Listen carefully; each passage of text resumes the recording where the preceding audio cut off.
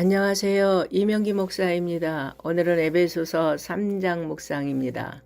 본문은 앞장의 내용을 보완 설명하고 있는데 이방인의 구원이 원래는 하나의 비밀이었다가 신약시대에 이르러 드러나므로 바울 자신이 이방인의 사도가 되어 그 일에 헌신하였음을 간증식으로 설명하고 있습니다.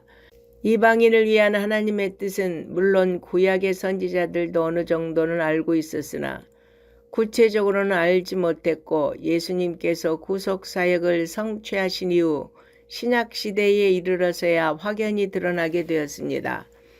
바울도 이 비밀을 알지 못하다가 다메섹 도상에서 회심 이후 알게 되었다고 고백합니다.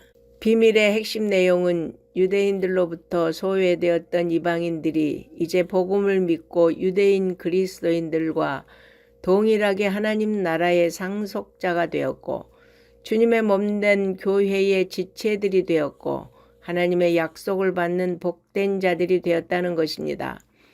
바울은 바로 이러한 하나님의 비밀인 그리스도를 증거하기 위해 이방인의 사도가 되었고 이 비밀을 이방인에게 전하는 것이 자신의 소명과 사명임을 밝힙니다. 바울은 자신을 복음의 일꾼으로 삼아주신 것을 특권이라 하지 않고 하나님의 은혜의 선물이라고 표현하고 자신을 지극히 작은 자보다 더 작은 자라고 겸손함을 나타냅니다. 바울은 에베소 교회 성도들을 향해 자신이 감옥에 갇힌 일로 낙심하지 말라고 했습니다. 지금 바울은 아무런 죄 없이 영어의 몸이 되어 있습니다. 그래서 에베소 교회 성도들은 그러한 사도 바울의 고난을 보면서 낙심천만한 상태에 있었던 것입니다. 그런데 바울은 그러한 자신의 고난이 사실은 에베소 교회 성도들에게는 영광이 된다고 했습니다. 바울은 자신이 감옥에 갇힌 것은 이방인도 유대인과 동일하게 오직 믿음으로 구원받는다는 것을 주장했기 때문입니다. 만일 그가 이것을 주장하지 않았다면 그는 감옥에 갇힐 아무런 이유가 없었습니다. 결국 바울이 옥에 갇히고 또 고난을 겪는 것은 인간적으로 매우 슬픈 일이지만 그것은 이방인의 구원이 얼마나 확고한 것인가를 보여주는 것입니다. 복음은 고난을 당하면서라도 지키고 전해야 할 절대 진리라는 것입니다. 하지만 에베소 교인들은 이것을 알지 못하고 바울이 투옥된 것만 보고 낙심했던 것입니다.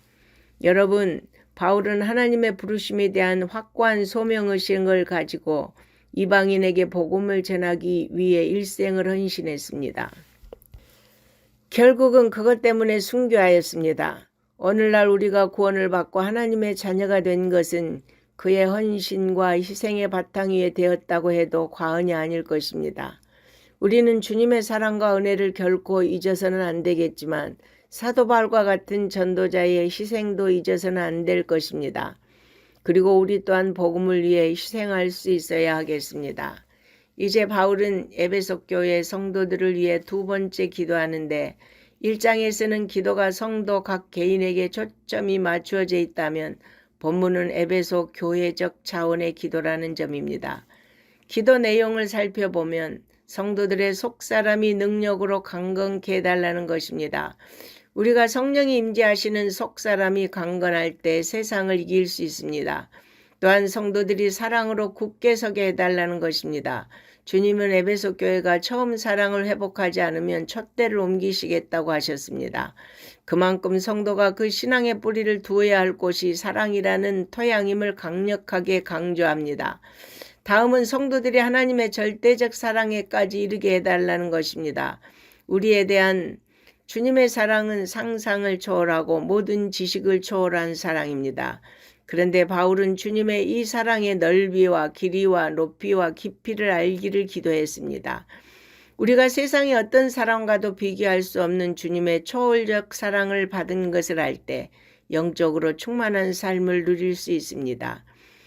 이제 위에 이 기도 제목에 바울은 하나님의 응답을 기대하며 모든 영광이 하나님께 돌려지기를 기원합니다. 바울은 하나님은 성도가 간구하는 기도에 더 넘치도록 응답하신다고 믿고 있습니다. 이 믿음은 바울뿐만 아니라 우리 모든 성도가 가져야 할 공통된 믿음입니다.